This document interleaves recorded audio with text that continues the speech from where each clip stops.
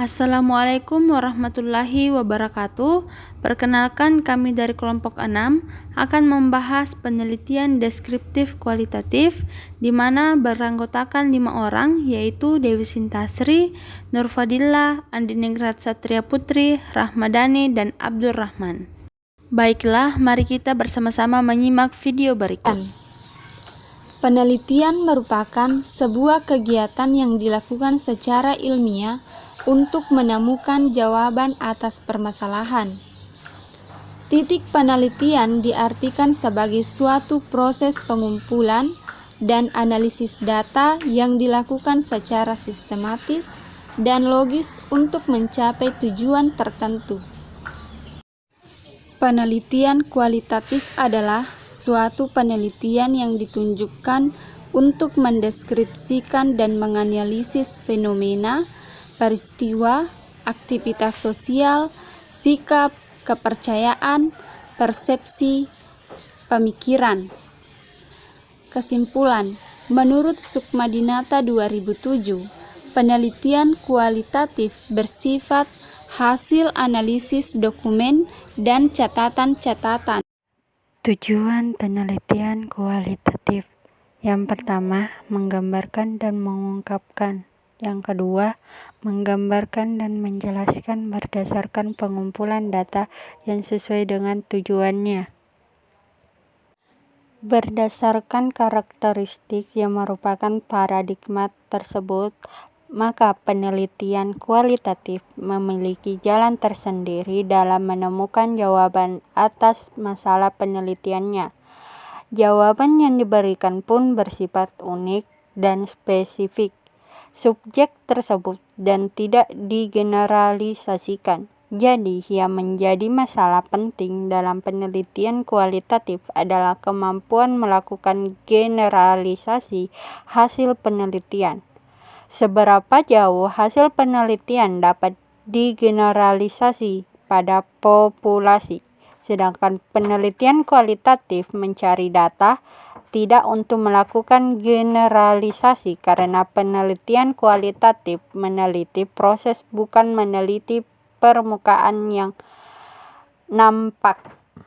Perbedaan metode kuantitatif dan metode kualitatif. Metode kuantitatif yang pertama menggunakan hipotesis yang ditentukan sejak awal penelitian. Yang kedua, definisi yang dinyatakan sejak awal. Yang ketiga, reduksi dan menjadi angka-angka. Yang keempat, lebih memperhatikan reliabilitas skor yang diperoleh melalui instrumen penelitian.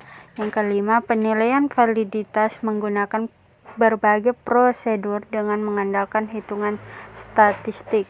Yang keenam, menggunakan deskripsi prosedur yang jelas atau terinci. Yang ketujuh, sampling rundown.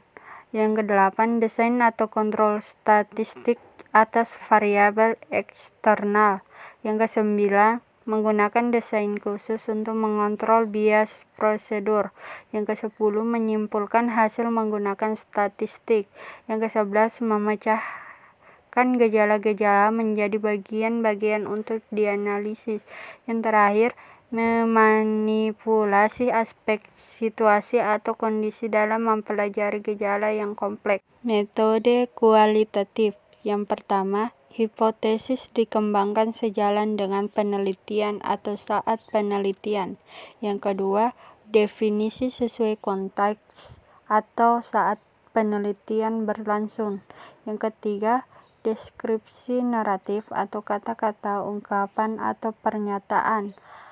Yang keempat, lebih suka menganggap cukup dengan reliabilitas penyimpulan.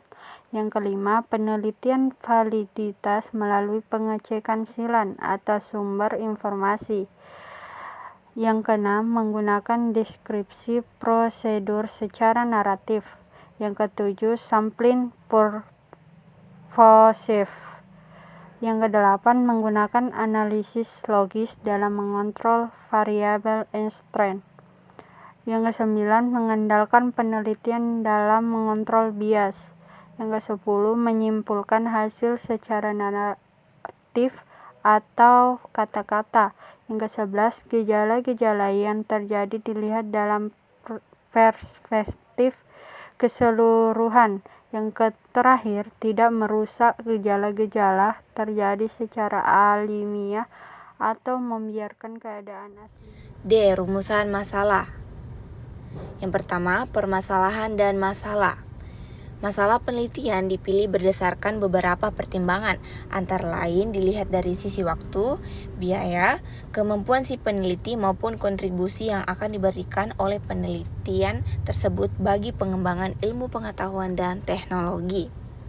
Kemudian, masalah atau problem adalah suatu penelitian, yaitu proses mencari jawaban dari proses permasalahan hanya bisa dilakukan melalui proses penelitian. Dengan demikian, suatu permasalahan muncul sebelum kegiatan proses penelitian itu dilakukan. Kemudian, kedua, perumusan masalah penelitian. Perumusan masalah merupakan hal utama yang ditentukan pada saat pertama kali akan dilakukan riset. Rumusan masalah diperoleh dari identifikasi masalah yang sudah diajukan. Yang ketiga, bentuk-bentuk rumusan masalah. A. Rumusan masalah deskriptif, yaitu rumusan masalah yang berkenaan dengan pertanyaan terhadap keberadaan variabel mandiri, baik hanya pada satu variabel atau lebih. B. Rumusan masalah komparatif. Rumusan masalah penelitian yang membandingkan keberadaan satu variabel atau lebih sampel yang berbeda atau pada waktu yang berbeda. C. Rumusan masalah asosiatif. Rumusan masalah penelitian yang bersifat menanyakan hubungan antara dua variabel atau lebih. Yang pertama, hubungan simetris, yaitu suatu hubungan antara dua variabel atau lebih yang kebetulan munculnya bersamaan. Yang kedua, hubungan kasual, yaitu hubungan yang bersifat sebab akibat variabel independen yaitu mempengaruhi dan variabel dependen yang dipengaruhi. Kemudian yang ketiga, hubungan interaktif, yaitu hubungan yang saling mempengaruhi. 4. Langkah-langkah perumusan masalah. Pertama, tentukan fokus penelitian. Yang kedua, mencari faktor yang berkaitan dengan subfokus. Yang ketiga, dari antara faktor-faktor yang terkait, adakan pengkajian mana yang sangat menarik untuk ditelaah, kemudian tetapkan yang akan dipilih.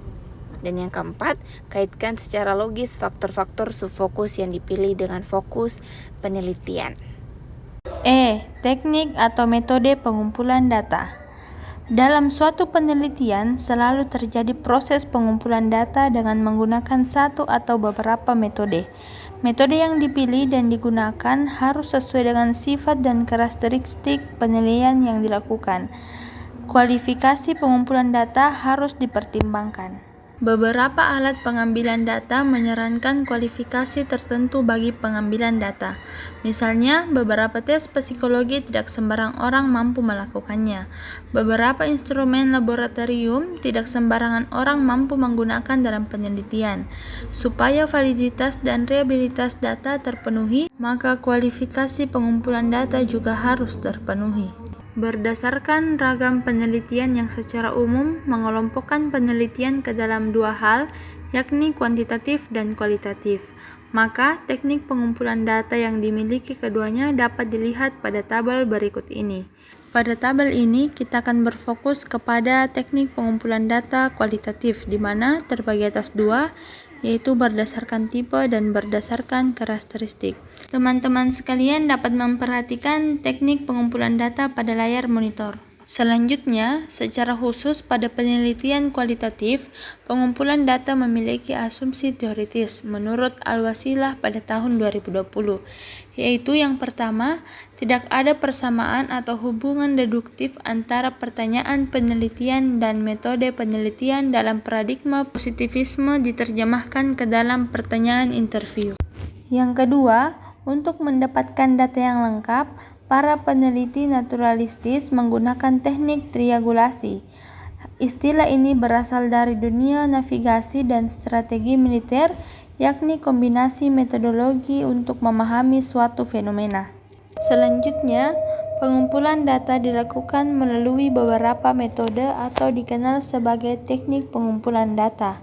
Nah, Pada penelitian kualitatif, hal tersebut dilakukan berdasarkan pada gambar di samping. Teknik pengumpulan data dapat dilakukan secara observasi, wawancara, dokumentasi, maupun secara gabungan.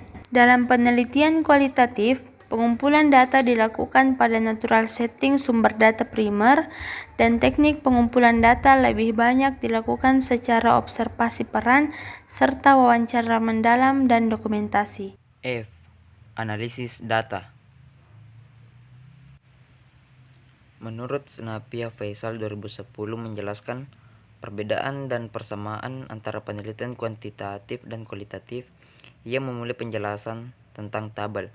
Tabel merupakan gambaran tentang para responden setelah melewati penelitian dengan menggunakan salah satu teknik penggalian data. Sebut saja teknik angket. Perumusan masalah. Kemudian perumusan hipotesis, penyusunan instrumen pengumpulan data. Selanjutnya, kegiatan pengumpulan data, baru dilakukan analisis data, dan akhirnya menulis laporan penelitian. Proses kerja itu tidak boleh tertukar, harus berurutan secara linear. Dalam penelitian kualitatif, konseptualisasi, kategorisasi, dan deskripsi dikembangkan antara dasar kejadian yang diperoleh ketika kegiatan lapangan berlangsung. Karena antara kegiatan pengumpulan data dan analisis data tidak mungkin dipisahkan satu sama lain. Keduanya berlangsung secara simultan, prosesnya berbentuk siklus dan interaktif, bukan linear. Miles dan Huberman 1992 halaman 20 menggambarkan proses analisis data penelitian kualitatif sebagai berikut. Sifat interaktif pengumpulan data dengan analisis data. Pengumpulan data merupakan bagian integral dari kegiatan analisis data. Reduksi adalah upaya menyimpulkan data, kemudian memilah data dalam satu konsep tertentu, kategori tertentu, dan tema tertentu. Hasil reduksi data diolah sedemikian rupa supaya terlihat sosoknya secara lebih utuh. Ia boleh berbentuk sketsa, sinopsis, matriks, dan bentuk lainnya. Itu sangat diperlukan untuk memudahkan pemaparan dan penegasan kesimpulan. Prosesnya tidak sekali jadi, melainkan berinteraksi secara bolak-balik. Seberapa kali bolak-balik terjadi dalam penelitian tentu sangat tergantung pada kompleksitas permasalahan yang hendak dijawab dan ketajaman daya lacak si peneliti dalam melakukan komparasi ketika proses pengumpulan data. Sebagaimana proses analisis data itu dapat dioperasikan, makalah ini akan berubah menjawab dan menguraikan bagian-bagian. 1. Memahami pengertian analisis data. 2. Analisis ketika pengumpulan data. 3. Reduksi data. 4. Penyajian data. Dan kelima, penarikan kesimpulan dan verifikasi. Adapun pengertiannya itu, reduksi data adalah proses pemilihan, pemusatan perhatian pada penyederhanaan, pengabstrakan dan transformasi data kasar yang muncul, dan catatan-catatan tertulis di lapangan. Penyajian data adalah kegiatan ketika sekumpulan informasi disusun sehingga memberi kemungkinan akan adanya penarikan kesimpulan dan pengambilan tindakan. Bentuk penyajian data kualitatif dapat berupa teks naratif berbentuk catatan lapangan, matriks grafik, jaringan, dan bangunan. Bentuk-bentuk ini mengembangkan informasi yang tersusun dalam suatu bentuk yang terpadu dan mudah diraih sehingga memudahkan untuk melihat apa yang terjadi, apakah kesimpulan sudah tepat atau sebaliknya. Melakukan analisis kembali. Kesimpulan-kesimpulan ini ditangani secara longgar, tetap terbuka dan skeptis, tetapi kesimpulan sudah disediakan mula-mula belum jelas, namun kemudian meningkat menjadi lebih rinci dan mengakar dengan kokoh. Kesimpulan-kesimpulan itu juga diverifikasi selama penelitian berlangsung dengan cara 1. Memikirkan ulang selama penulisan, tinjauan ulang catatan lapangan. 3. Tinjauan kembali dan tukar pikiran antar teman sejawat untuk mengembangkan kesepakatan intersubjektif. 4. Supaya upaya-upaya yang luas untuk menempatkan salinan suatu temuan dalam seperangkat data yang lain. Terima kasih. Itulah tadi pembahasan materi dari kami. Lebih dan kurangnya mohon dimaafkan. Semoga bermanfaat. Assalamualaikum warahmatullahi wabarakatuh.